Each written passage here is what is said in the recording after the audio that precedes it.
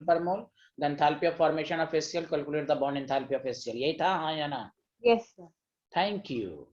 चलिए bond enthalpy पर आप नेक्स्ट क्वेश्चंस लिखें, इस पर कुछ क्वेश्चंस करेंगे, फिर नया टॉपिक शुरू करेंगे। जल्दी जल्दी लिखिए मेरे साथ साथ, बहुत ही फास्ट लिखना है प्लीज सब लोगों को। The bond enthalpy of N2 and H2 are 946 and 436 kilojoule per mole.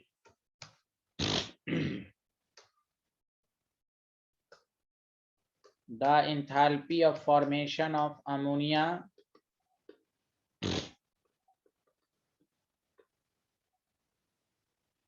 -46 kilojoule per mole.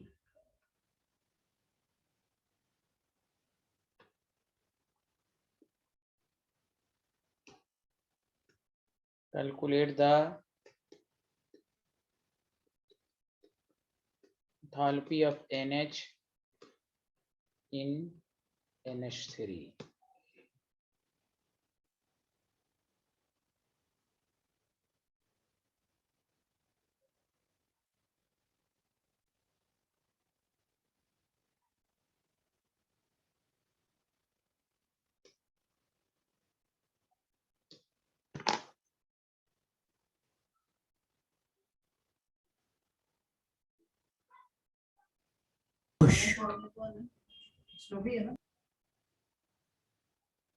क्या क्वेश्चन आप लोगों ने लिख लिया? जल्दी बताइए। Yes. तो देखिए अमोनिया की जो फॉर्मेशन है N2 है, H2 है, गैस है, गैस है आपके पास, और अमोनिया गैस बना। हमें 1 मोल रखना है, तो हाफ इंटू 3/2H2। आपको बताया गया था रूल 3 में, अगर बॉन्ड एंथैल्पी दिया हुआ हो तो sum of bond enthalpy of reactant minus sum of bond enthalpy of product. ये जो एंथैल्पी ऑफ रिएक्शन है बेसिकली क्या है? Enthalpy of formation of ammonia भी है, जो कि आपको दिया हुआ है -46। बॉन्ड एंथैल्पी ऑफ रिएक्टेंट में half into bond enthalpy of N2 जो कि दिया हुआ है 946 प्लस 3/2 इंटू 436। ये आपका रिएक्टेंट का मामला हो गया माइनस। अच्छा बताइए NH3 में how many NH bond? How many NH bond? 3 into bond enthalpy of NH लिखेंगे। Hello everyone. Yes sir. तो आपके पास हो जाएगा 3 into bond enthalpy of NH is equal to half into 946 plus 3/2 436 plus 46। इसको सॉल्व करेंगे, so the bond enthalpy of NH is equal to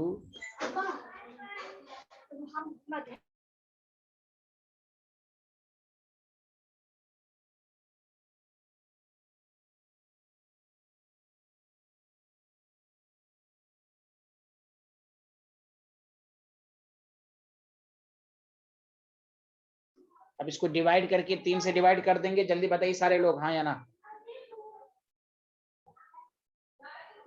कोई बोल ही नहीं रहा है। Yes sir. चलिए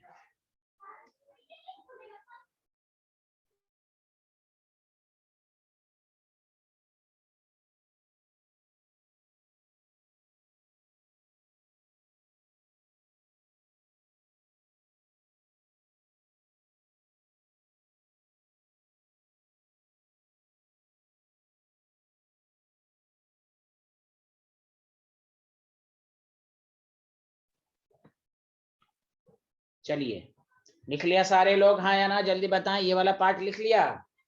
No sir.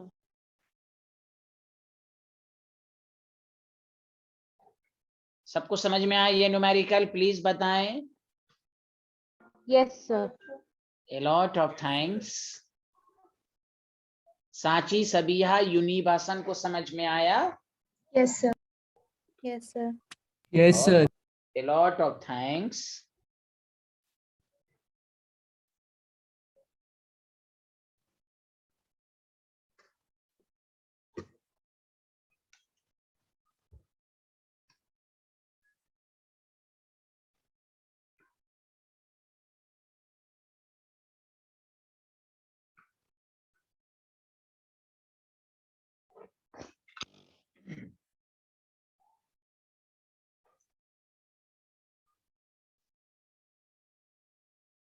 Done, sir. Sir previous slide sir दिखा दे एक बार वाली। ओके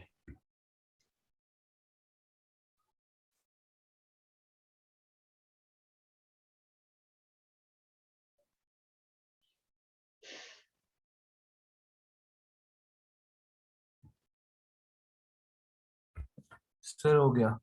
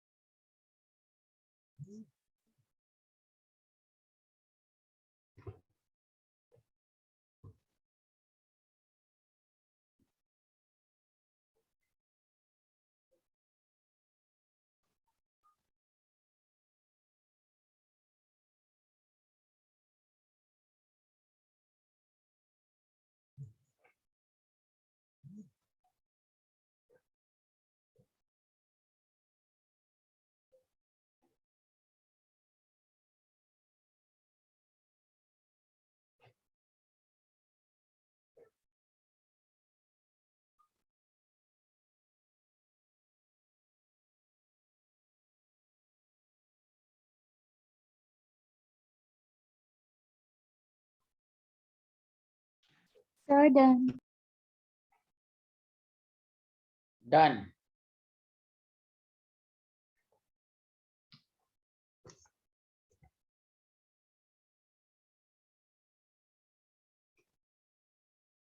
क्वेश्चन नंबर 2, CH4 है आपके पास, प्लस 2O2 गैस है, CO2 गैस है, एंड प्लस वाट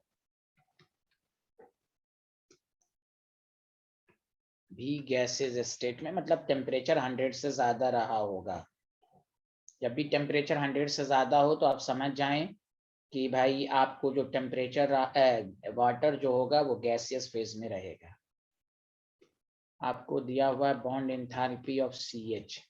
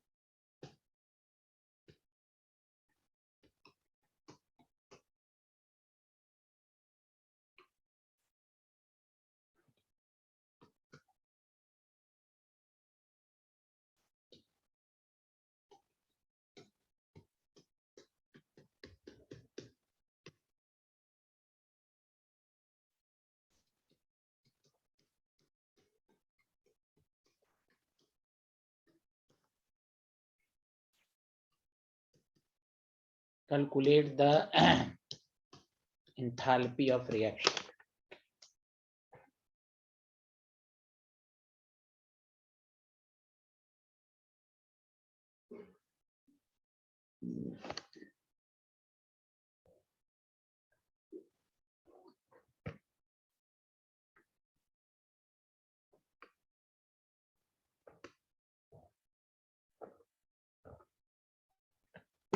बताइए, क्वेश्चन लिख लिया सारे लोग? Yes sir. Yes. देखिए इसमें कुछ नहीं है, CH4 है तो आपको स्ट्रक्चर आना चाहिए। How many CH bond are there? +2 है, ऑक्सीजन डबल बॉन्ड है, कार्बन डाइऑक्साइड है, आपको केमिकल बॉन्ड के लिहाज से स्ट्रक्चर आना चाहिए 2 है, और 2 HOH बॉन्ड है। आप सबको मालूम है कि अगर तमाम की बॉन्ड इंथैल्पी दी हुई है तो sum of bond enthalpy of reactant minus sum of bond enthalpy of product होता है। तो bond enthalpy of reactant 4 into bond enthalpy of CH आपको डेटा दिया हुआ है, plus 2 into bond enthalpy of O double bond O, ये आपका reactant का bond enthalpy, minus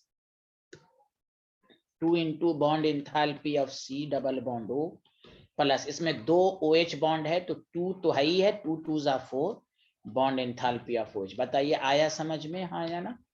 hello everyone, आप डेटा रख देंगे 414 प्लस 2 इंटू आपके पास है 498 सॉल्व कर लेंगे, minus 2 into 641 plus 4 into 464, this is the answer. बस मैंने कहा था इस चैप्टर में आपको एडिशन सब्सट्रैक्शन ही है, रूल बस याद होनी चाहिए। आया समझ में? Hello everyone, Yes, Yes, sir. sir. Thank you.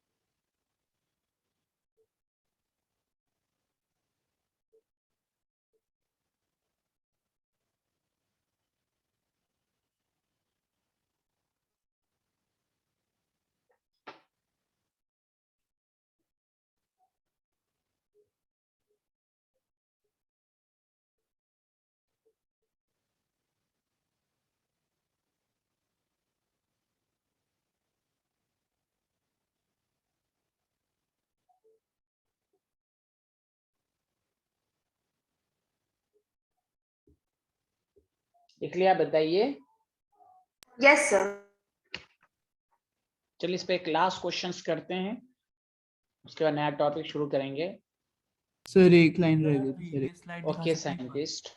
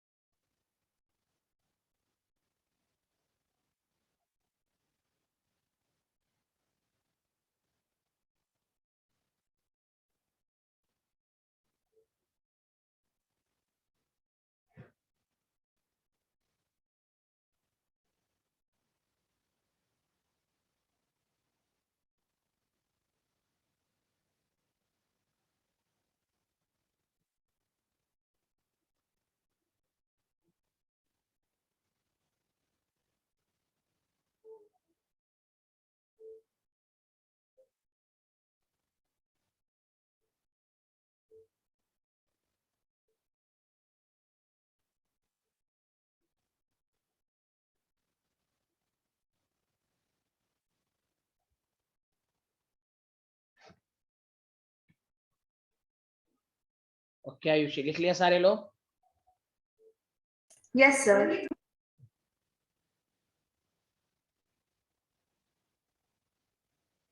लिखिएगा delta H vaporization of CCl4, पहले लिखिएगा 30.5 किलो जूल पर मोल दिया हुआ है। Delta enthalpy of formation of CCl4 minus 135.5 kilojoule per mole दिया हुआ है। एटोमाइजेशन ऑफ कार्बन आपको दिया हुआ है 715 किलो जूल पर मोल।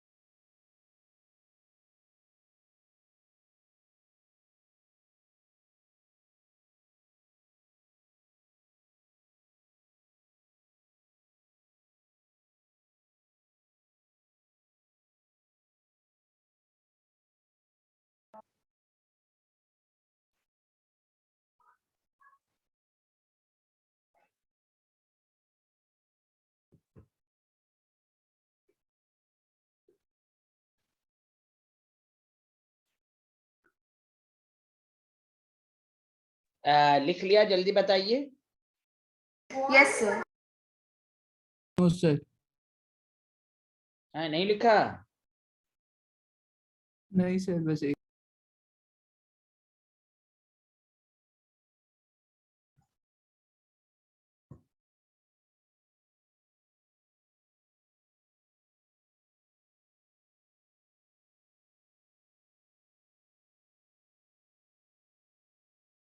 सर लिख लिया।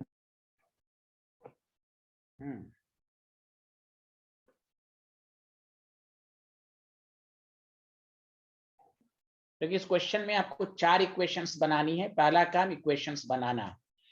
वेपराइजेशन का मतलब हुआ कि CCl4 लिक्विड है, CCl4 गैस में जाएगा। Enthalpy of formation of CCl4, इसका मतलब CCl4 ओरिजिनली लिक्विड में ही रहा होगा, जो अपने कॉन्स्टिट्यूएंट एलिमेंट C सॉलिड मतलब ग्रेफाइट फॉर्म में, एंड 2Cl2 गैस। एटोमाइजेशन आपको पढ़ाया गया था कि कार्बन सॉलिड है, गैसेस एटम में कन्वर्ट होगा। चौथा है डिसोसिएशन एंथैल्पी, Cl2 गैस है, 2Cl गैस में जाएगा। हमें जो निकालना है, रिक्वायर्ड इक्वेशन आपको क्वेश्चन में दिया हुआ है, इसके लिए अब हमें इंथैल्पी चेंज निकालना है। कोई बात नहीं, आसान है। डेल्टा H जो हो जाएगा, देखिए C गैस कहां से मिलेगा? थर्ड से। Cl कहां से मिलेगा? 4 से, 2 into 4th। CCl4 गैस मिलेगा 1 से, बट इधर इज रिएक्टेंट, इधर इज प्रोडक्ट, -1। बोले ये यहां तक आया कि नहीं? सबको पहले बताएं। Yes, sir. हेलो, इक्वेशन बनाना सबको आया समझ में? Yes sir. अब देखिए, जब आप थर्ड लिखेंगे, देखिए थर्ड, हमें CCl4 गैस ये चाहिए। थर्ड जब लिखेंगे आप, तो लॉजिक लगाइए कि हमें C सॉलिड तो नहीं आना चाहिए, इसको हमें कैंसिल करना पड़ेगा। फोर्थ जब आप लिखेंगे तो Cl2 गैस आ रहा है एक्स्ट्रा, हमें नहीं चाहिए। 1 जब लिखेंगे तो हमें तो चाहिए CCl4 गैस, वो तो मिल रहा है, लेकिन CCl4 सॉलिड नहीं होना है, लिक्विड फॉर्म में। तो ये तीनों को कहां से हटाएंगे? बताओ, ये तीनों सेकंड इक्वेशन में शामिल है कि नहीं? जल्दी बताइए तो सारे लोग। जो मुझे नहीं चाहिए वो सेकंड इक्वेशन में है कि नहीं? जल्दी बताइए। Yes, अरे, sir. तो इसका मतलब -2 कर दो। तो जो थर्ड फोर्थ 1 में ये आया है, माइनस कर दोगे 2, तो ये इससे कैंसिल हो जाएगा। तो हमें यही बचा कुचा मिलेगा। कर सकते हैं? क्या हुआ? सर आप एक और बार एक्सप्लेन कर सकते हैं? हमने कहा C गैस कहां से आएगा? आप ही बताइए पहले, C गैस कहां से आएगा? C गैस थर्ड से आएगा। Yes, sir. Cl कहां से आएगा? फोर्थ से, Fourth लेकिन से. 2Cl है, लेकिन 4 चाहिए तो 2 से मल्टीप्लाइड करेंगे। Yes, sir. CCl4 गैस कहां से आएगा?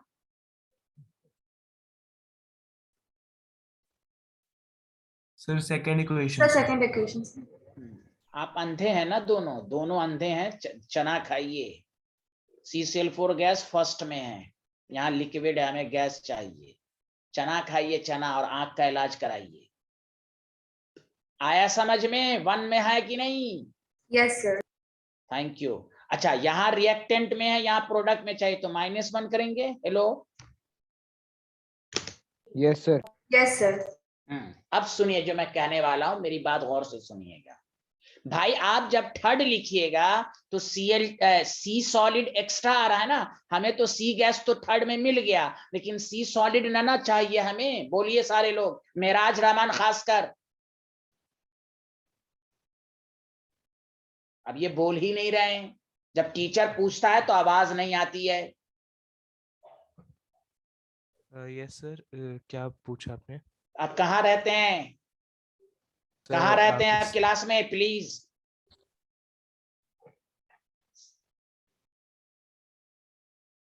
हम ये कह रहे हैं, थर्ड जब लिखोगे तो थर्ड से तो हमें सी गैस तो मिल जाएगा, लेकिन सी सॉलिड हमें नहीं चाहिए ना। हेलो एवरीवन, फिर नहीं बोल रहे हैं। Yes sir. फोर्थ जब आप लिखेंगे तो हमें Cl गैस तो मिल जाएगा जो हमें चाहिए, लेकिन ये हमें नहीं चाहिए। 1 जब लिखेंगे CCl4 गैस मिल जाएगा सी में। तो इन तीनों को हमें ये थर्ड फोर्थ 1 लिखने में ये एक्स्ट्रा है, तो उसको हम -2 कर देंगे। ये सब कैंसिल होके यही बचेगा कि नहीं, जल्दी बताएं हाँ या ना। Yes sir. अरे बोले ये जो यस सर। ये तो एडिशन सब्सट्रैक्शन का मसला, इतना टफ नहीं है। खैर चलिए, थर्ड की एनर्जी कितनी दी हुई है 715, 2 की एनर्जी कितनी, फोर्थ की 2 × 242 -30.5 माइनस माइनस प्लस, तो दिस इज द आंसर। ये डेल्टा H आ गया। लेकिन इसमें दूसरा पार्ट भी है, calculate the bond enthalpy of CCl4। तो कल मैंने पढ़ाया था कि बॉन्ड एंथैल्पी जब भी निकालना हो पॉलीएटॉमिक में, तो इंथाल्पी चेंज मतलब बॉन्ड डिसोसिएशन, और नंबर ऑफ बॉन्ड कितना है 4। तो ये जो डेल्टा H आएगा उसी को 4 से डिवाइड कर देंगे, तो CCl4 की बॉन्ड एंथैल्पी, CCl की बॉन्ड एंथैल्पी आ जाएगी। Yes, sir.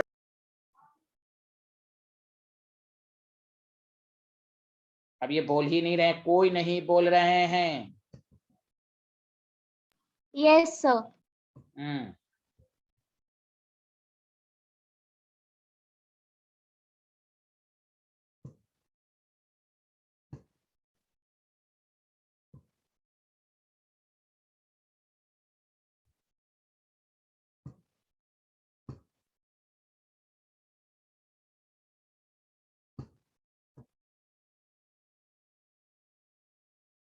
ये लिख लें।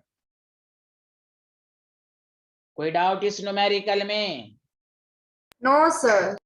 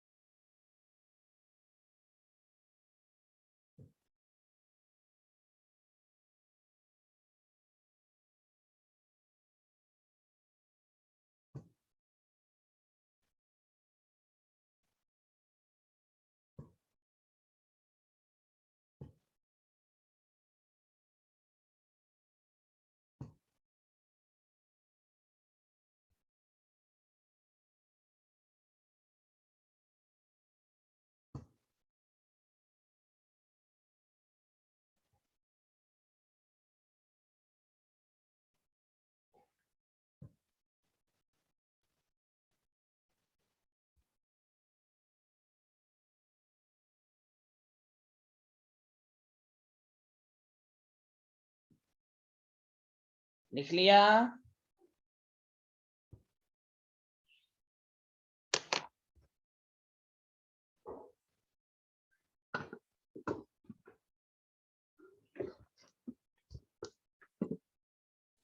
Yes sir. Yes, sir. Written.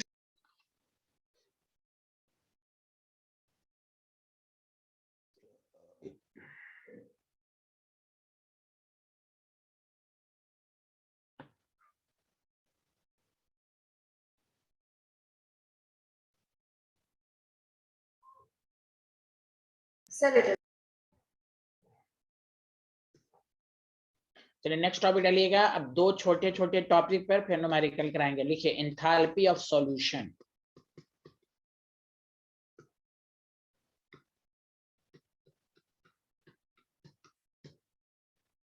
Topic डालिए enthalpy of solution.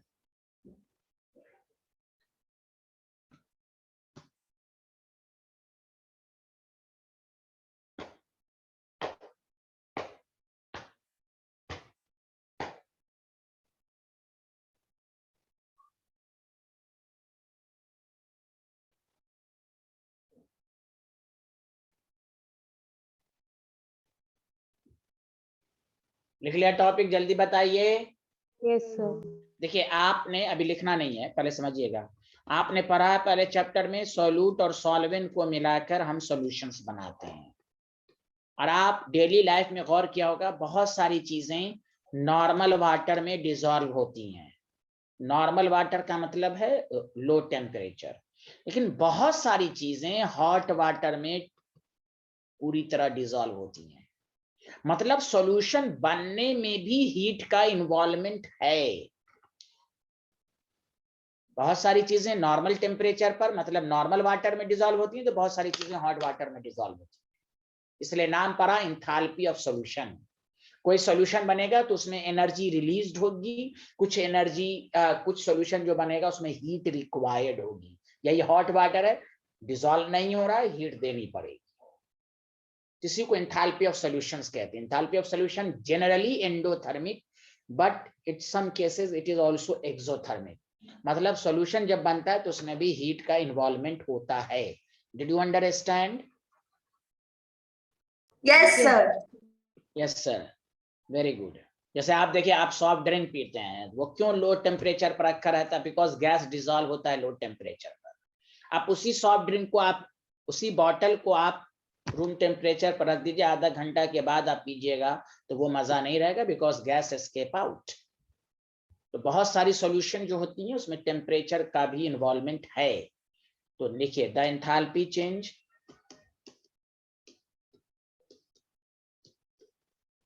when 1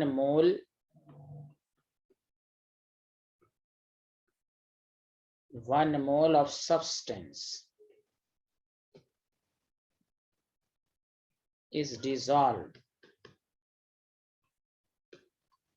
in a specific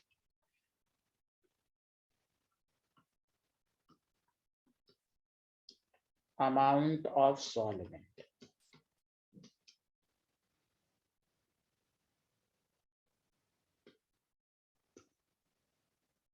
Is called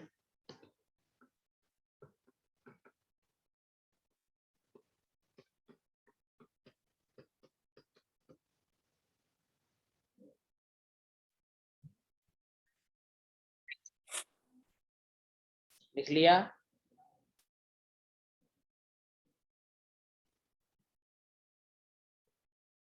yes sir.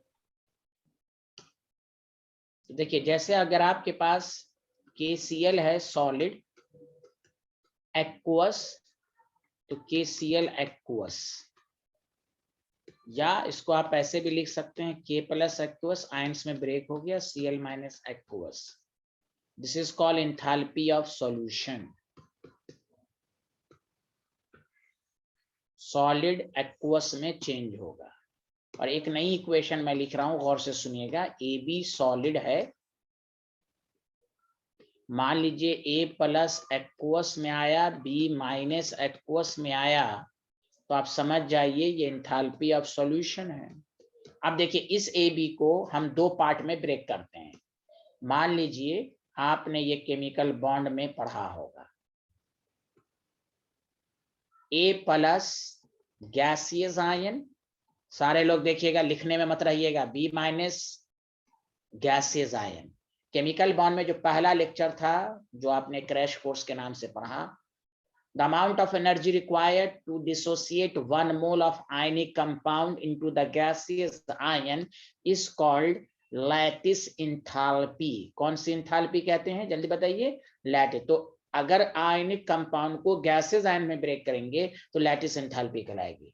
यही आयन को वाटर के साथ इंटरेक्ट कराएंगे तो ये बन जाएगा। इसमें जो एंथैल्पी इन्वॉल्व होगी उसको कहेंगे hydration enthalpy.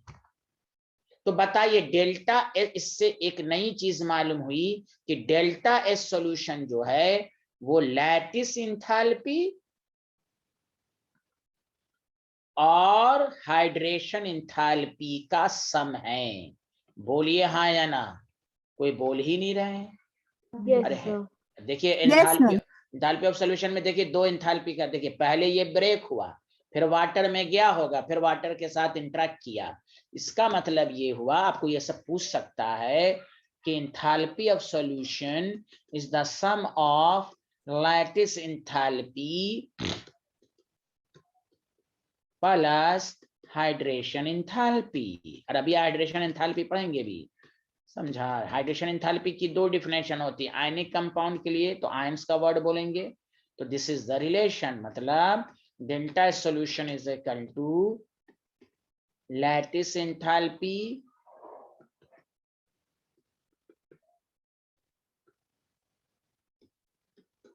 Plus delta H hydration enthalpy.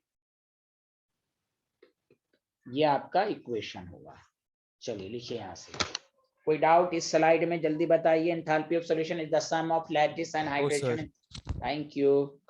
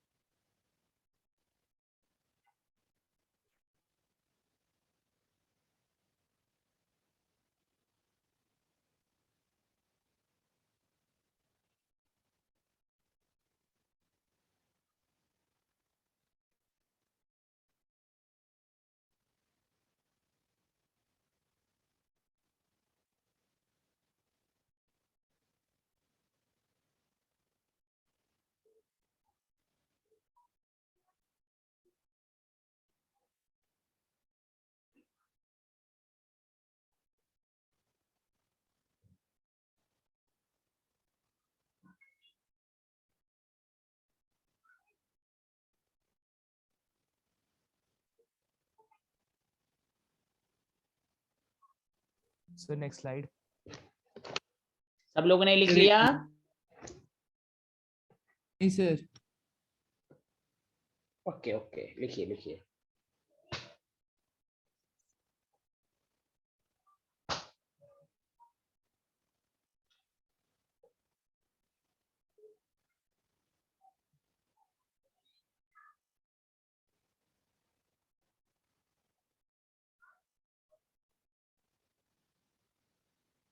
Sir लिखिए।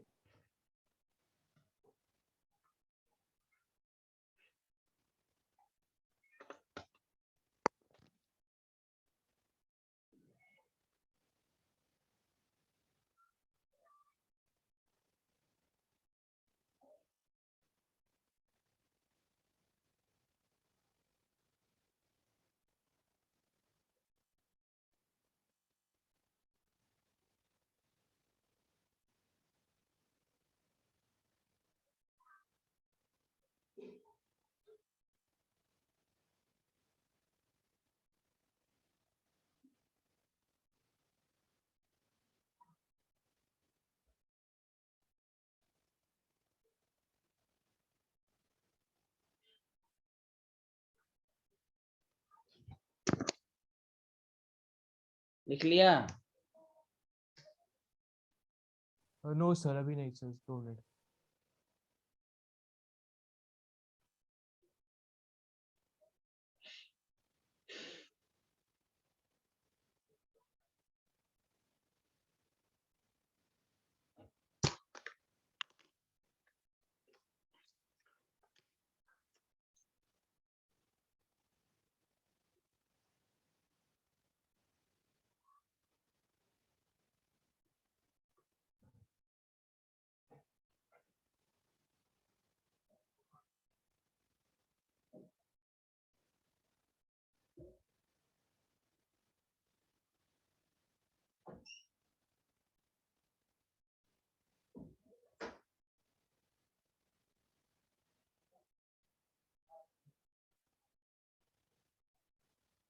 लिख लिया?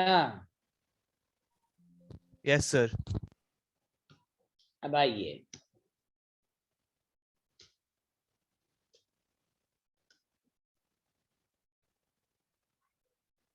टॉपिक डालिए एंथैल्पी ऑफ हाइड्रेशन।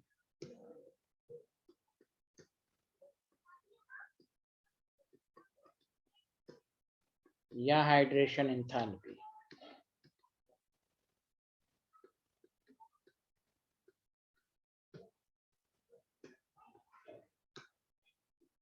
लिखना शुरू कीजिए मेरे साथ साथ, फिर मैं समझाऊंगा, फिर दोनों को मिलाकर numerical.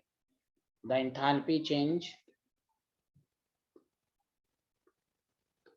when 1 mole of anhydrous salt या partially hydrated salt combines with suitable amount of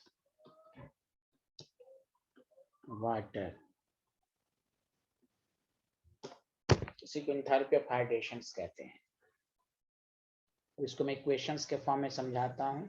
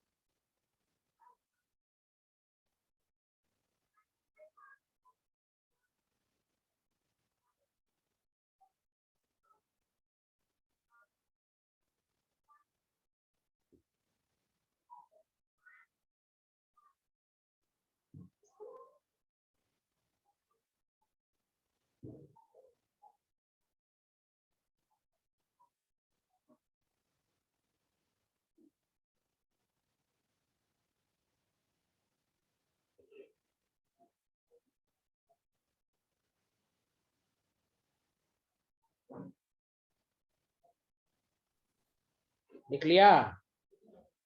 yes sir. हमेशा याद रखिएगा कि enthalpy of hydration it is always negative, ये हमेशा एक्सो होगा। और दूसरी बात, no change in physical state. मैं इक्वेशन से आपको मैं समझाता हूँ अच्छे से दोबारा। एंथैल्पी ऑफ हाइड्रेशन में फिजिकल स्टेट चेंज नहीं होगा, ध्यान दीजिएगा अच्छे से।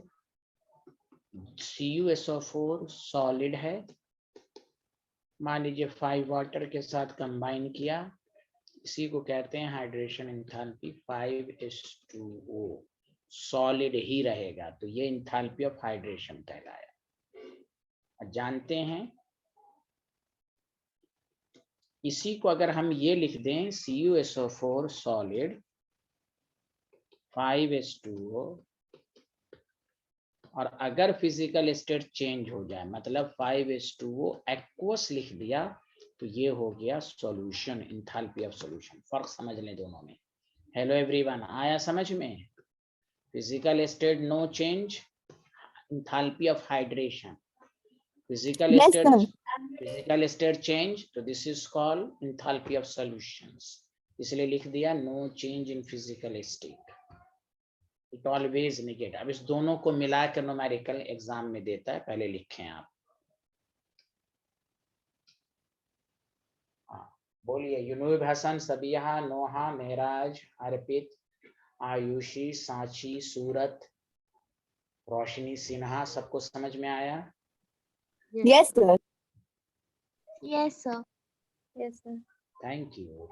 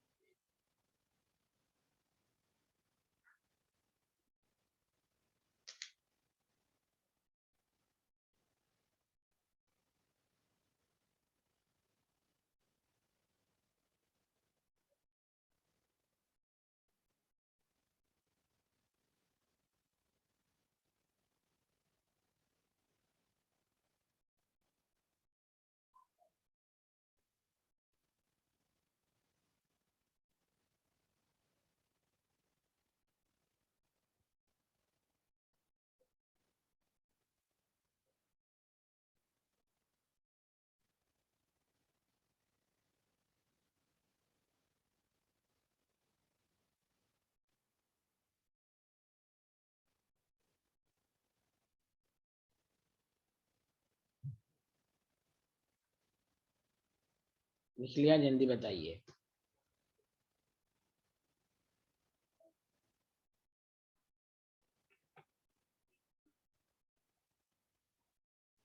लिख लिया?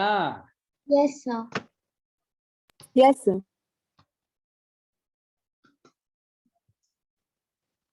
चलो क्वेश्चन लिखिए।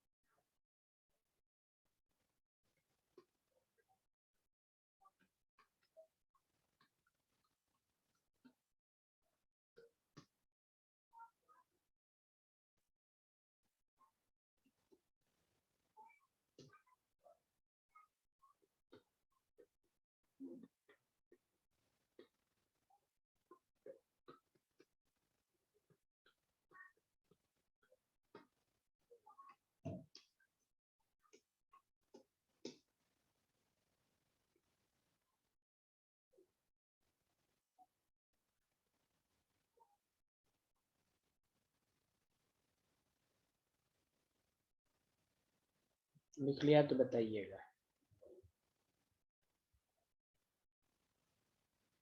Sir, written. ओके। थर्मोकेमिस्ट्री में जब भी क्वेश्चन ना बने, तरीका यही है कि आप इक्वेशंस लिखें। पहला, इंथैल्पी ऑफ सॉल्यूशन, इधर देखें, CuSO4 सॉलिड प्लस एक्वस, आपके ऊपर है, एक्वस में 5 वाटर भी आप लिख सकते हैं। तो ये आपके पास हो जाएगा CuSO4.5H2O एक्वस, और इसमें जो एंथैल्पी चेंज है आपको मालूम है डेल्टा H -15.8। अब देखिए सेकंड, CuSO4.5H2O, इसका भी एंथैल्पी ऑफ सॉल्यूशन जो आपको होगा CuSO4.5H2O एक्वस, यहाँ जो डेल्टा H है वो 2.89 है। Required equations, enthalpy of hydration, तो एंथैल्पी ऑफ हाइड्रेशन अभी नहीं पढ़ा आपने। CuSO4 solid 5 water liquid, solid का सॉलिड ही में रहे, मतलब यही तो निकालना है, 5H2O सॉलिड। अब बताइए कैसे आएगा? तो CuSO4 सॉलिड किससे आएगा? 1 से। CuSO4.5H2 सेकंड प्रोडक्ट में है, यहाँ प्रोडक्ट में चाहिए, यहाँ रिएक्टेंट में -2। बोलिए आया समझ में? Hello everyone, hello everyone. Yes, sir. -15.8 और -2. दिस इज आसान। तो देखिए एंथैल्पी ऑफ हाइड्रेशन नेगेटिव में ही आएगा, बस बहुत ही आसान। आपको एंथैल्पी थर्मोकेमिस्ट्री में डिफिनेशन मान मुझे, फॉर्मेशन कैसे लिखते हैं, कंबशन कैसे लिखते हैं, बॉन्ड एंथैल्पी कैसे लिखते हैं, हाइड्रेशन एंथैल्पी की क्या डिफिनेशन है, एंथैल्पी ऑफ सॉल्यूशन की क्या डिफिनेशन है। इक्वेशन बनाइए, रिक्वायर्ड बनाइए, माइनस प्लस कीजिए। चलिए आगे बढ़े, लिख लीजिए सारे लोग।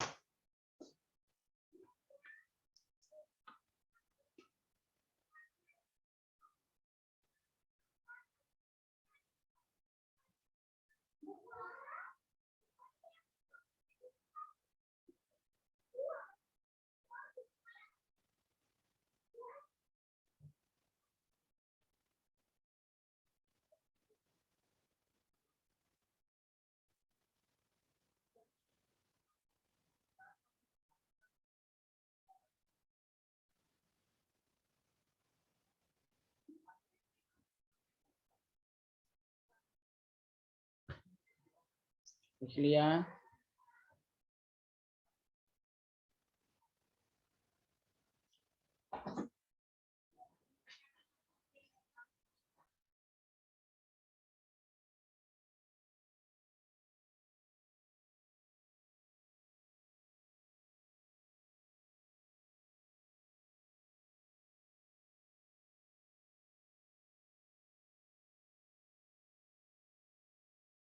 Sir, written.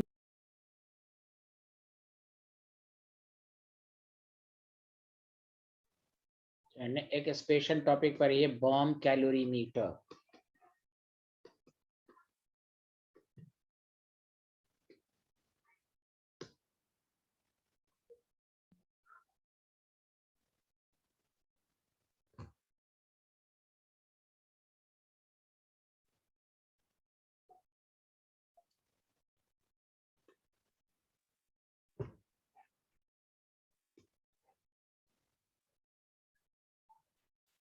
तो देखिए बॉम्ब कैलोरीमीटर, सबसे पहली बात हमने थर्मोडायनेमिक्स के सेकंड या थर्ड लेक्चर में बताया था कि heat exchange at constant pressure is equal to change in enthalpy, और heat exchange at constant volume is equal to change in internal energy.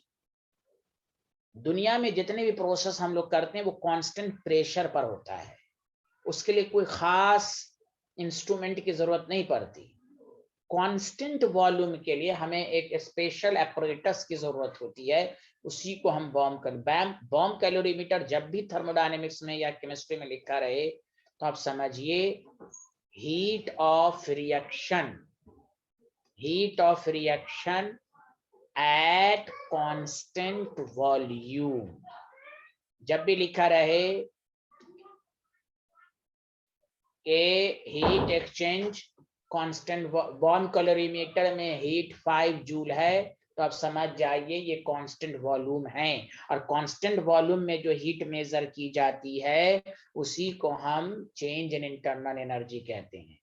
तो मतलब और अच्छे से अगर आपको समझना है तो बॉम्ब कैलोरीमीटर बेसिकली एक तरह का एपरेटस है, an apparatus which is used. इस पर बहुत ही अच्छा न्यूमेरिकल खुद एनसीईआरटी ने दिया, कंपटीशन में क्वेश्चन कितनी दफा आ चुके हैं। Which is used to measure the change in internal energy. Sir क्यों change in internal energy? Because constant volume. अरे कुछ तो बोले everyone, change in internal energy. Yes, sir. Yes sir, when 1 mole. अरे ये नोहा आप क्यों नहीं बोल रही हैं? ये भी आप क्या हो गया, आज दवा खा के आई हैं नहीं बोलने की। व्हेन 1 मोल ऑफ सब्सटेंस, नोहा चली गई क्या? ये Yes, sir. आ रहा है समझ में? Yes, sir. 1 mole of substance completely burned in oxygen. उससे मतलब नहीं है कि मतलब इंथैल्पी ऑफ कंबशन रहे या हीट ऑफ फॉर्मेशन रहे, कुछ भी रहे, बॉम्ब कैलोरीमीटर में कुछ भी रहे, इसलिए मैंने ऊपर लिख दिया हीट ऑफ रिएक्शन। तो याद रखिए कांस्टेंट वॉल्यूम पर वो मेजर होगा और चेंज इन इंटरनल एनर्जी होगा। अभी लिखना नहीं है, इसका फॉर्मूला कैसे आएगा? तो यहां से फॉर्मूला आ गया हीट कैपेसिटी, हीट एक्सचेंज जो होगा वो क्या होगा, Q is equal to C delta T। C पढ़ चुके हैं सेकंड थर्ड क्लास में हीट कैपेसिटी। अरे कुछ तो बोलिए, hello everyone. Yes, sir. Yes sir. चूंकि इंथैल्पी ऑफ कंबशन है तो हम ले रहे हैं माइनस में होता है, और चूंकि ये कांस्टेंट वॉल्यूम पर है तो हम डेल्टा U भी ले रहे हैं। क्या किसी को एतराज है इस पे? हेलो? No, sir. अच्छा, हमें 1 मोल के लिए निकालना, अभी तो यहाँ पर कुछ मालूम ही नहीं है कितना है, ये तो फॉर्मूला है। आप देखिए, तो हम नहीं लिख सकते हैं given mass by molar mass release. कितना रिलीज किया? Minus C delta T. हमें तो सारी डिफिनेशन 1 मोल के रिस्पेक्ट में निकालनी है, तो 1 मोल ऑफ द सब्सटेंस कितना रिलीज करेगा, minus C delta T. Molar mass ऊपर चला जाएगा। देखिए जनरल फार्मूला तो मैं आप अच्छे से लिख देता हूं।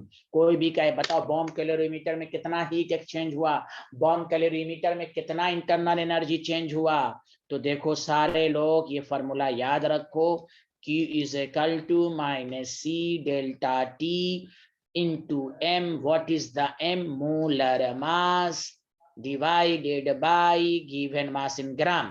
अरे बोलिए आया समझ में? कोई Yes, कहे sir. आपको C क्या है? बहुत ही शानदार न्यूमेरिकल इस पर एनसीईआरटी ने इंटेक्स में दिया है, नॉट एक्सरसाइज। हाँ उस पर वो न्यूमेरिकल भी करा देंगे, कंपटीशन के लिए भी इंपॉर्टेंट है, बहुत important. C is equal to heat capacity. Heat capacity आपको न्यूमेरिकल में दिया रहेगा। तो ये है बॉम्ब। तो फिर से सुनो, कोई क्या बॉम्ब कैलोरीमीटर का है तो कहीं किसी हीट निकालना कांस्टेंट वॉल्यूम पे। बॉम्ब कैलोरीमीटर में जो भी हीट आएगी कांस्टेंट वॉल्यूम पर आएगी। कांस्टेंट वॉल्यूम पर जो हीट आती है वो चेंज इन इंटरनल एनर्जी के बराबर होती है। सुना सारे लोग, हाँ या ना? Yes, sir. Yes, sir. A lot of thanks। चलिए आप कहां से लिखेंगे? यहां से लिखेंगे, लिखिए।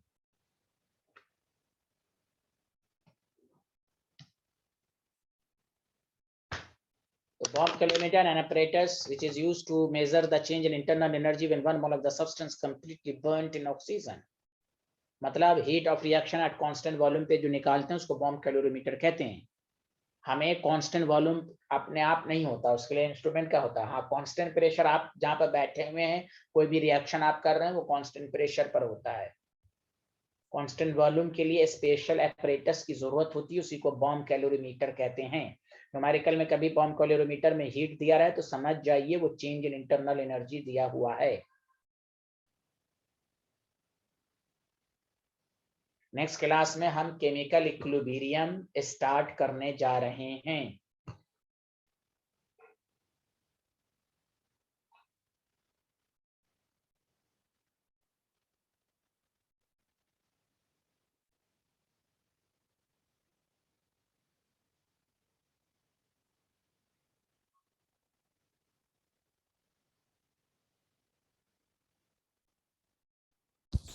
हम नेक्स्ट क्लास इक्विलिब्रियम स्टार्ट करेंगे। जी जी, क्यों, कोई खास बात तो बताइए। नहीं सर, मैं पूछ रहा था सर, क्योंकि हमारे स्कूल में भी इक्विलिब्रियम चल रहा है अभी ना। या हम उस चैप्टर को दो, जैसे इस चैप्टर को 2 पार्ट में पढ़ाया गया, हम उस चैप्टर को भी 2 पार्ट में, केमिकल इक्विलिब्रियम, उसके बाद आयनिक इक्विलिब्रियम। जिस चैप्टर में सिर्फ न्यूमेरिकल अप्रोच है, थ्योरी बहुत कम है। अगर थ्योरी से पढ़ाई जाए तो 2 या 3 class maximum. A lot of numerical approach। सुना सारे लोग? Yes, sir. यस, लिख लिया? Hello everyone. Yes, sir. Yes, sir. Equilibrium के बाद हम ऑर्गेनिक अच्छे से शुरू करेंगे। जीओसी नचा नचा के पढ़ाएंगे आपको। तो क्रैश कोर्स कैसे डिस्टर्ब किया था ना आपने मुझे, केमिकल बॉन्ड, नोमेनक्लेचर, ये सब जल्दी जल्दी कर दीजिए। डिस्टर्ब करते हैं ना आप लोग मुझे, तो अच्छी पढ़ाई नहीं मिलेगी। टीचर को डिस्टर्ब मत करें, अपना यूनिट टेस्ट की तैयारी अपने लेवल से करें। प्रीवियस सर जीओसी जो अभी हमारे स्कूल में उसमें भी सारा आगे का हो चुका है, तो मैं कंफ्यूज थी। नहीं सब जीओसी होगा ना, जनरल ऑर्गेनिक में रेजोनेंस से हम शुरू करेंगे, रेजोनेंस, इंडक्टिव सब हम पढ़ाएंगे, अब घबराइए मत। Okay sir. सब पढ़ाया जाएगा। आप बस कभी भी यूनिट टेस्ट वगैरह हो, आप आगे का लेक्चर निष्कर्ष सर से लीजिए। हमको डिस्टर्ब नहीं, जल्दी ये सब नहीं होता मुझसे। हम आराम से अच्छे से पढ़ाएंगे आपको।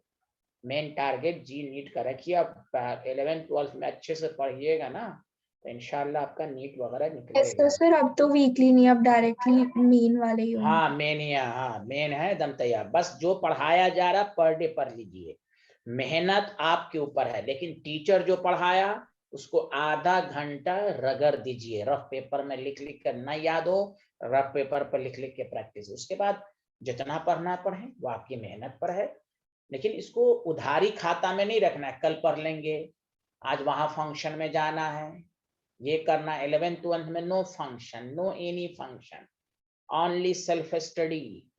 समझा, तभी आपको मिलेगा। डॉक्टर नीट में बनेंगे, इंजीनियर बनेंगे। लिख लिया सारे लोग? सर एक बार पीछे पीछे पीछे यूनि बहुत पीछे पीछे बोलते हैं। It is reversible process, slow process. You know thermodynamics says reversible is slow. लिख लिया? लिख लिया। Thank you. अरसलान थे कि यूनिट थे अभी?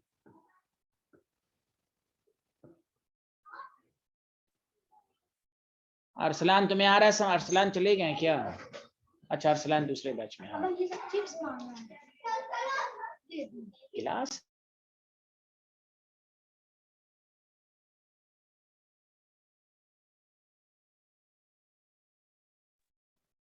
हाँ, लिख लिया? बताइए। Hello everyone. Yes, sir. Yes, sir. नहीं, सबसे पहले हम यूनिब हसन से पूछेंगे और मेराज रहमान से। लिख लिया? नहीं सर लिख लिया सर। हाँ, आप you are my reference point in this batch. आप दोनों से पूछ के ही मैं आगे बढ़ूंगा। पहले तो सूरत से पूछना पड़ता था, लेकिन बेचारी आप तेज लिखती हैं। सूरत लिख लिया आपने? Yes, sir. हाँ, बेचारी सही हो गई हैं। अब बहुत पहले एकदम दवा खा रही हैं। रैंडमनेस, हाथ का जो रैंडमनेस है ना, बढ़ गया इनका, इंट्रोपी बढ़ गई है इनकी। लिख लिया? और बताएं सारे लोग। यूनिब हसन। सर वो क्या लिखा है एम के साथ?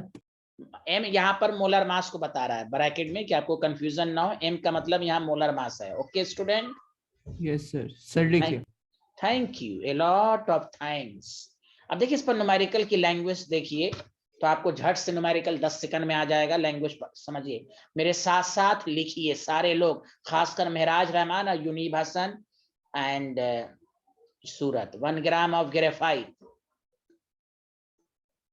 प्लीज लिखिए, is burnt in excess of oxygen। सब लोग लिखिए। in bomb calorimeter,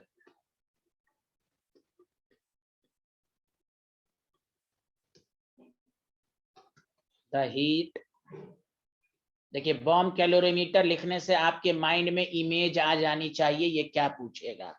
बोलिए हाँ या ना। Hello everyone. Yes, sir. हाँ, ये पढ़े रहिएगा तब ना याद होगा। बम calorimeter.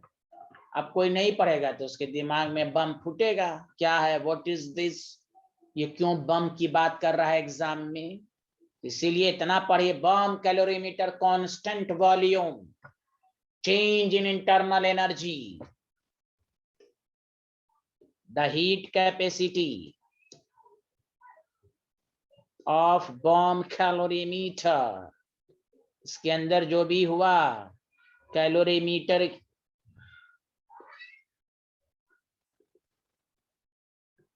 is 20.7 kilojoule per Kelvin। The temperature, obviously burnt होगा तो टेम्परेचर तो अंदर का बढ़ेगा ना। हाँ, तो burnt होगा तो calorimeter increases from 298 Kelvin to 299 Kelvin। 1 kelvin से बढ़ा। और आपको पूछ रहा है calculate the enthalpy change at 1 atm and 298 Kelvin। लिखिए, पहले लिख लीजिए तब फिर मैं बताऊंगा। उम्मीद है सब लोग लिख लिया होगा, जैसा मुझे लग रहा है। बताइए। यस सर लिख लिया। A lot of thanks महराज रहमान। और लोग बताएं, लिख लिया? Yes, sir. Yes, sir. Include, okay, including Yunib Hasan. Sir लिख लिया। बहुत अच्छे आदमी हैं आप। यहाँ देखिए, क्वेश्चन जैसे बोला 1 gram of graphite is completely burned in excess of oxygen in bomb calorimeter, सब कुछ दिया हुआ है। तो बताइए यहाँ जो Q आएगा वो डेल्टा U के बराबर आएगा, माइनस C डेल्टा T होगा, मोलर मास होगा, गिवन होगा। This is style. और माइनस 20.7 डेल्टा T1 है, डेल्टा T डिफरेंस है 299 माइनस 298, मोलर मास ग्रेफाइट का 12 ग्राम 1। ओके, आया समझ में कि नहीं आया, बोलिए। हेलो Yes, sir, समझ में आ एवरीवन, गया। Yes, sir, आ गया. ये डेल्टा U आया, आपको कह रहा है डेल्टा H निकालो। आए है सर, बॉम्ब कैलोरीमीटर में इंथैल्पी कैसे निकल सकती है? आपने कहा बॉम्ब कांस्टेंट, तो सर क्यों नहीं निकल सकता? डेल्टा U निकला, बोलिए डेल्टा U निकल गया, जल्दी बोलिए। Yes, sir. तो 12 इंटू 20.7 को करेंगे तो माइनस 248.4, तो ये आया। अगर कहता calculate the change in internal energy से, लेकिन खुद सोचे एंथैल्पी क्यों नहीं निकलेगी? सी सॉलिड, इसका कंबशन हो रहा है तो CO2 गैस बना होगा, बोलिए हाँ या ना? Yes, sir. तो Yes, आप sir. बताइए दूसरे तीसरे क्लास में delta H is equal to delta U plus delta NG RT याद है ना? बोलिए ना सारे लोग। Delta NG number of moles of gaseous product minus number of moles of gases reactant 1 1 माइनस 1 0। तो इसका मतलब ये हुआ कि यहाँ पर भी delta H exactly delta U के बराबर है, माइनस 248.4। अरे बोलिए, तो अगर कोई कहे बॉम्ब कैलोरीमीटर में एंथैल्पी चेंज निकालो, तो ये नहीं कह, अरे नहीं निकलेगा, कहिए पहले डेल्टा U निकाल लेंगे, फिर हम उसमें रिएक्शन का जो इन्वॉल्वमेंट होगा उससे डेल्टा NG निकाल लेंगे। तो चिल्लाना नहीं है कि बॉम्ब कैलोरीमीटर में डेल्टा H नहीं निकाल सकता, निकलेगा, डायरेक्ट नहीं निकलेगा। हाँ, कोई पूछे बॉम्ब कैलोरीमीटर में कौन सी हीट मेजर करते हैं? Delta U। कोई कहे क्या डेल्टा H निकाला जा सकता है? कहिए निकाला जा सकता है, लेकिन डायरेक्टली नहीं निकाला जाएगा। हम पहले डेल्टा U निकालेंगे, फिर उसमें रिएक्शन जो इन्वॉल्व होगी इससे डेल्टा NG निकालेंगे, फिर delta H is equal to delta U plus delta NG RT कर देंगे। क्या मेरी बातें आपके दिमागों और दिलों सब में समा गई कि नहीं समाई? Yes, sir. जल्दी very Yes, ma'am. Yes, sir. Very good, very good, thank you. चलिए ये तो हो गया, चलिए यहां से लिखते हैं।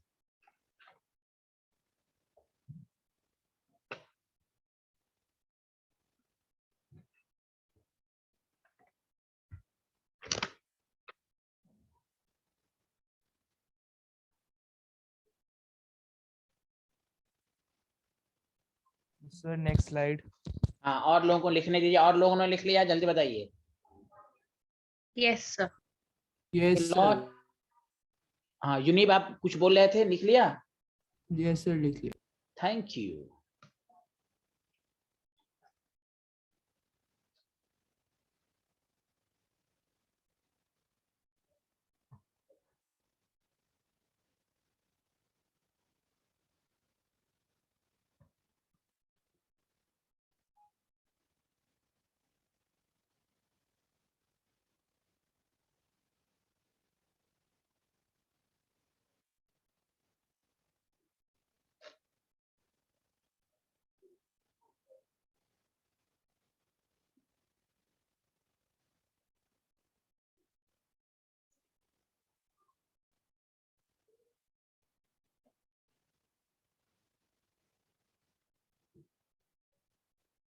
हाँ लिख लिया।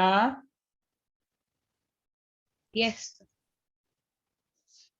Everyone return.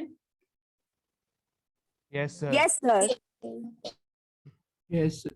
अच्छा चलिए, इस चैप्टर का लास्ट टॉपिक लिखिए, एंथैल्पी ऑफ न्यूट्रलाइजेशन।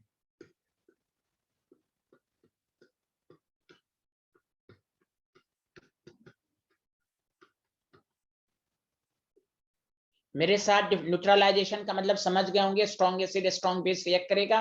मेरे साथ डिफिनेशन लिखिए, मैं अच्छे से समझा दूंगा। फिर लिखिए द एंथैल्पी चेंज व्हेन, पहले यहां तक लिखिए सारे लोग।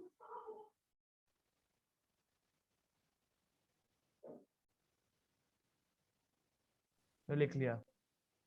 अच्छा सुनिए, ये लाइन मैं पढ़ाया हूं 1 ग्राम इक्विवेलेंट। कोई बता सकता है 1 ग्राम इक्विवेलेंट किस चैप्टर में आया है, कहां आया है?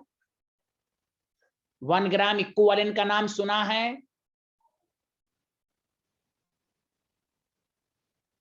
Yes, sir. First chapter. हाँ, फर्स्ट चैप्टर में सुना है। माशाल्लाह, वेरी गुड। बिहार के ना ये बेचारी तेज बहुत है, चना खाती है ना ये। और वो लोग बोले 1 ग्राम इक्विवेलेंट कहीं सुना है? सांची, सूरत, मेहराज, नोहा, कहीं सुना है? तो देखिए, ये सुना है आपने फर्स्ट चैप्टर में नॉर्मेलिटी में। नॉर्मेलिटी था 1 gram, how many gram equivalent dissolve in 1 litre. अरे बोलिए, number of gram equivalent per litre of solution is called normality. Meraj, Noha और सबिया सब पढ़ी है नॉर्मेलिटी, बोलिए हाँ या ना? Yes. Very good. Yes, sir. Sir यहाँ 1 मोल क्यों नहीं लिया गया? सब में आपने 1 मोल, तो उसका रीजन हम बताएंगे। पेशेंस, सब्र सब्र करें। पहले लिखिए 1 gram equivalent of strong acid. Point to be noted, strong acid बोलना है। कोई बोल देगा एसिड, गलत। न्यूट्रलाइजेशन के लिए जरूरी है स्ट्रॉन्ग एसिड हो। रिएक्ट्स विथ, अरे अर्पित मियां, समझ में आ रहा है अर्पित? ये भाग गया क्या? अच्छा है, हाँ वह। Okay Arpit, okay. 1 gram equivalent of strong base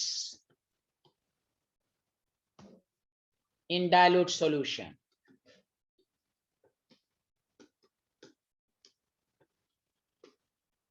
is called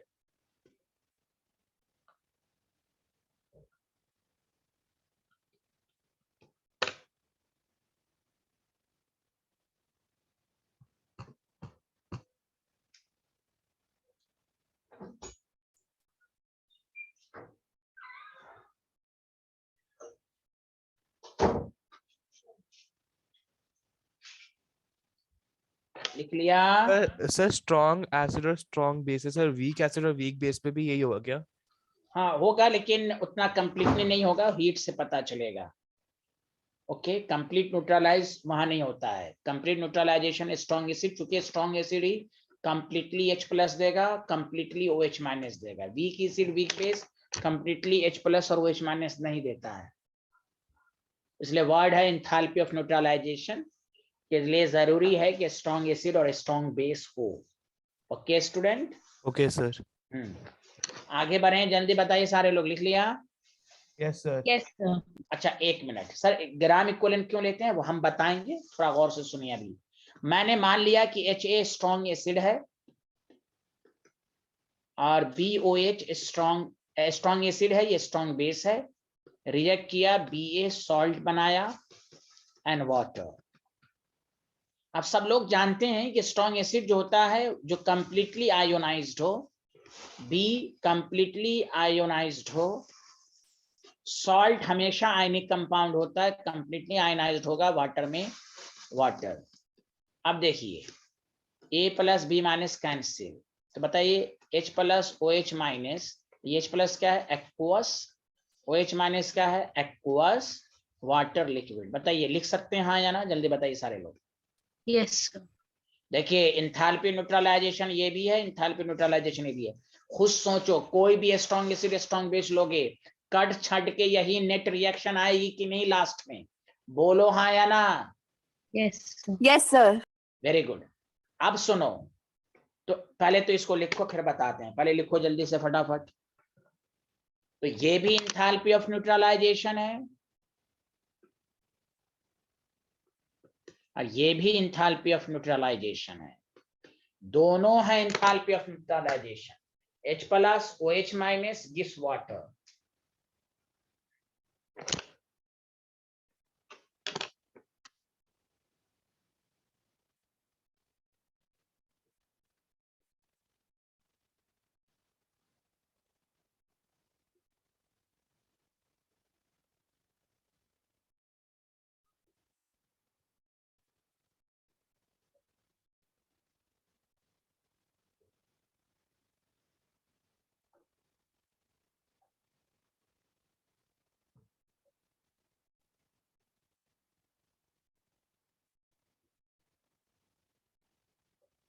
sir लिख लिया। Has everyone written? Yes. Yes, sir. अच्छा अब आइए, देखिए गौर से सुनिए। कोई अगर आपसे पूछे 1 मोल ऑफ H2SO4, आपको मालूम मोल कंसेप्ट में ये 2 मोल ऑफ H प्लस देगा कि नहीं, जिसमें आप लोगों ने ट्रायल लेने में बहुत परेशान करते थे, खासकर सांची। बताइए 1 mole of H2SO4 2 mole of H plus देगा कि नहीं, जल्दी बताओ सारे लोग। Yes. 2 into Yes, 1 sir. 2। अरे सारे लोग मिलके बोले हाँ या ना। Yes sir. Yes sir. लेकिन Yes, जानते, sir. हाँ जानते हैं 1 ग्राम इक्विवेलेंट ऑफ H2SO4 लिखेंगे तो ये केवल 1 मोल ऑफ H प्लस देगा। देखिए कंप्लीट न्यूट्रलाइजेशन के लिए जरूरी है कि जितना H प्लस हो उतना ही हो H माइनस हो। अगर आप H2SO4 है और NaOH ले लेते हैं और यहां बोलते हैं 1 मोल हमने ले लिया, तो ये तो 1 मोल 2H प्लस दिया और ये तो 1 मोल A को H माइनस दिया, तो कंप्लीट न्यूट्रलाइजेशन तो पॉसिबल नहीं है। अगर आप definition 1 mole of strong acid और 1 मोल ऑफ स्ट्रॉन्ग बेस बोलते हैं, तो कोई जरूरी नहीं है कि 1 mole of any strong acid gives and strong base gives equal number of H plus and OH minus। Neutralization के लिए जरूरी है कि एक H प्लस तो एक OH माइनस, 2 H प्लस तो 2 OH माइनस। इसलिए साइन केमिस्ट्री ने कहा ग्राम इक्विवेलेंट, 1 ग्राम इक्विवेलेंट किसी में भी लगा दिया जाए, लाख उसमें H प्लस हो, वो हमेशा एक ही मोल देगा। मैं उसको प्रूफ करूंगा। इसीलिए याद रखिए इसके डिफिनेशन में कहा गया 1 gram equivalent of strong acid, because 1 gram equivalent of any acid and base gives equal number of H plus and OH minus। लेकिन यही चीज मोल के फॉर्म में बोलेंगे तो कोई जरूरी नहीं है कि हमेशा equal number of H plus और OH minus दे, कहीं पर देगा भी कहीं पर नहीं देगा। क्या मेरी बातें समझ में आई? Yes, sir. Yes, sir. Thank you. अब देखो 1 ग्राम इक्विवेलेंट कैसे 1 मोल देगा, ध्यान दीजिए अच्छे से। तो ग्राम इक्विवेलेंट का बहुत सारे फार्मूले होते हैं, सुने। वेट इन ग्राम जो मुझसे पहला चैप्टर पढ़े हैं, जब ट्रायल चल रहा था डेमो के नाम से परेशान किया जा रहा था मुझे, यहां देखें number of moles into n factor, ये फार्मूला होता है ग्राम इक्विवेलेंट का। अब बताइए, आप गवाही दें, प्लीज सुने। अगर हम 1 ग्राम इक्विवेलेंट ऑफ H2SO4 अगर हम बोल रहे हैं, तो देखिए ग्राम इक्विवेलेंट का फार्मूला हुआ मोल्स इनटू एन फैक्टर। आपके स्क्रीन के सामने ग्राम इक्विवेलेंट कितना दिया हुआ है, 1 मोल हमें मालूम नहीं। एन फैक्टर क्या होता है एसिड का, जितना H plus they. Did you understand? Yes, sir. तो number Yes, of sir. Number of moles of H2SO4 half mole हो गया। जल्दी बोलिए। Yes, sir. Yes, sir. लेकिन हमें तो H प्लस का मोल चाहिए, तो देखिएगा अच्छे से, मोल कंसेप्ट लगाइए। टोटल मोल हाफ, लेकिन ये कितना देगा, 2, कैंसिल होके 1 ही मोल आ रहा है ना। तो 1 ग्राम इक्विवेलेंट से 1 ही मोल आ रहा है कि नहीं H plus? Hello everyone. Yes sir. कोई Yes, नहीं sir. बोला, चिल्ला के बोले हाँ या ना। आया समझ में? Yes, sir. Yes sir. Everyone, Sabia, Yunib, Mehraj, Sanchi, Surat. Yes sir. हाँ Yes, ओके sir. ओके। तो केमिस्ट्री ने कहा जब आप एंथैल्पी ऑफ न्यूट्रलाइजेशन का मतलब ही होता है न्यूट्रल, पूरा कंप्लीट। तो एक तो डेफिनेशन में बोलेंगे स्ट्रॉन्ग एसिड स्ट्रॉन्ग बेस, दूसरा बोलेंगे ग्राम इक्विवेलेंट। हाँ कोई क्या मोल, मोल के फॉर्म में भी बोल सकते हैं, कब? इसलिए मैंने दूसरा इक्वेशन लिखा था ये। तो कैसे बोलेंगे, the enthalpy change when 1 mole of H plus given by a strong acid reacts with 1 mole of OH minus given by a strong base is called enthalpy of neutralization।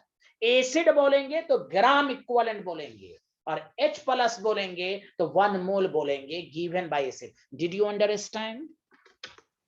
Yes, sir. Yes, sir. Thank you. ये लिखा था आपने? ये तो लिख लिया था शायद। ये सर ये लिख देना। ये लिख लीजिए ना, ये लिखिए ना, असल ये है ना, जल्दी लिखिए। Hello everyone. अरे यूनिप क्यों नहीं बोल पा रहे हैं, आ रहा उनको समझ में? Yes sir.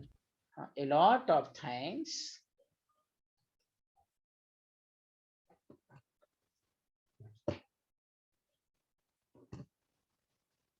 सर ये क्या लिखा हुआ है? Gram equivalent is equal to Weight in gram by equivalent weight. Okay sir.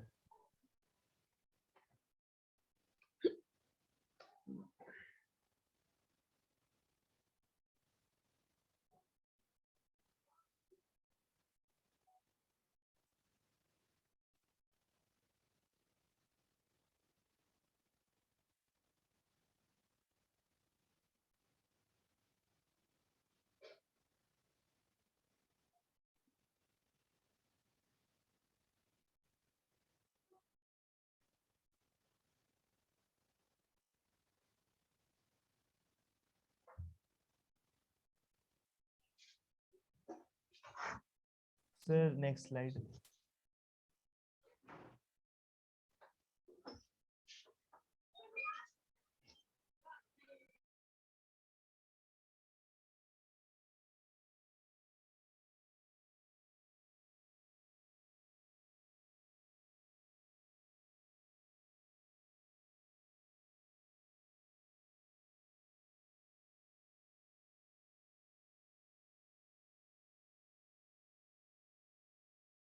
फिर लिख लिया।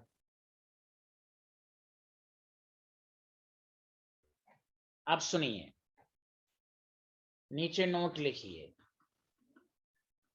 Enthalpy of neutralization is always negative.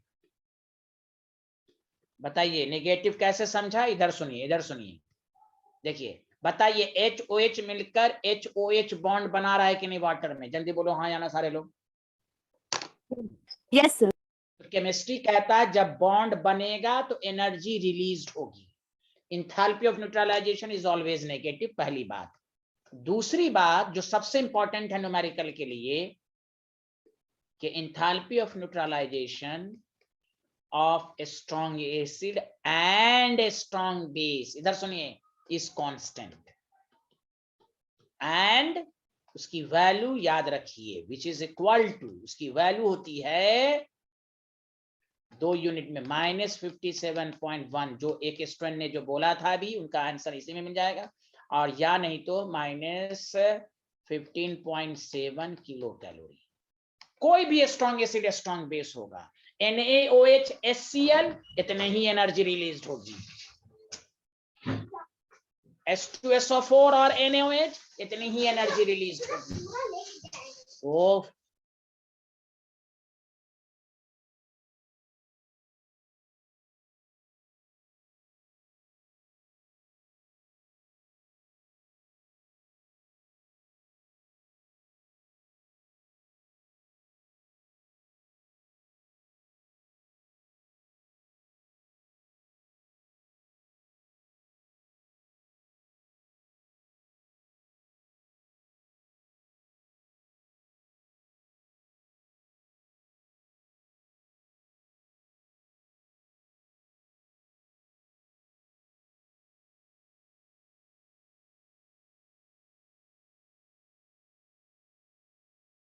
hear me, can you hear me? Yes yes sir. Sir. हाँ, तो हम ये कह रहे थे enthalpy of neutralization of strong acid is constant, उसकी वैल्यू याद रखनी है। मैं कहा HCl और NaOH वही वैल्यू आएगी, H2SO4 NaOH यही वैल्यू आएगी। क्यों आएगी वैल्यू? लॉजिक लगाइए ना। केमिस्ट्री कहता है चाहे कोई भी स्ट्रॉन्ग एसिड स्ट्रॉन्ग बेस लोगे तो देखिए सब में एक ही तरह का बॉन्ड बन रहा है कि नहीं? बोलिए बोलिए, hello everyone, hello everyone. Yes sir. एक ही तरह का बॉन्ड बनेगा तो एक ही अमाउंट में हाँ एनर्जी होगी बस। लेकिन क्वेश्चन आपके माइंड में आएगा कि सर अगर स्ट्रॉन्ग एसिड और कोई एक वीक हो जाए तो वो इंथैल्पी ऑफ न्यूट्रलाइजेशन में इतनी वैल्यू से कम आएगी। इसलिए जो स्टूडेंट ने पूछा कि एक वीक एसिड वीक बेस होगा, एंथैल्पी न्यूट्रलाइजेशन हो सकता है, लेकिन -57.1 वैल्यू नहीं रहेगी। दोनों में से कोई एक वीक हो जाए या दोनों वीक हो जाए, इससे और कम वैल्यू आएगी। इसी पर न्यूमेरिकल पूछेगा। लेकिन कोई भी स्ट्रॉन्ग, जैसे मैं अभी बताऊंगा आपको न्यूमेरिकल में, कि जैसे कोई पूछे, एक minute, HCl, NaOH, NaCl water, enthalpy of neutralization -57.1। हाँ, लेकिन अगर कहे H2SO4 + 2 NaOH gives NO2SO4, बताओ इसमें एंथैल्पी ऑफ न्यूट्रलाइजेशन, तो डिपेंड करेगी क्वेश्चन पे। अगर ये लिख दिया 1 ग्राम इक्विवेलेंट, ये लिख दिया 1 ग्राम इक्विवेलेंट, तो एंथैल्पी ऑफ न्यूट्रलाइजेशन सेम होगी -57.1। लेकिन अगर क्वेश्चन में लिख दिया 1 मोल और ये भी लिख दिया 1 मोल, तो आप बताओ डबल नहीं हो जाएगी? क्योंकि 2 ये देगा 2 ये देगा, तो 2 × -57.1 होगा। सुना? हेलो एवरीवन, आया कि नहीं आया? Yes sir. Yes sir. अगर ग्राम इक्विवेलेंट दे दिया तो दिस इज द आंसर। वो नेक्स्ट क्लास में हम न्यूमेरिकल कराएंगे। मोल दे देगा तो डबल हो जाएगा, डबल, क्योंकि ये भी 2H+ देगा, वो भी 2H- देगा, डबल हो जाएगा। कोई बोल ही नहीं रहा है। हेलो एवरीवन, समझ Yes. में आया? यस सर, समझ में आ गया। यस सर, हाँ, आ गया। तो नेक्स्ट क्लास में आधा घंटा इस पर न्यूमेरिकल होगा। उसके बाद हम केमिकल इक्विलिब्रियम शुरू करेंगे। इतना लिख लें, आज इतना ही, नेक्स्ट क्लास में मुलाकात होगी। ओके, लिख लिया? Yes sir. Yes sir. Sir okay, bye bye, thank you everyone. Thank you thank you sir. Sir. Thank you sir. Thank you, thank you.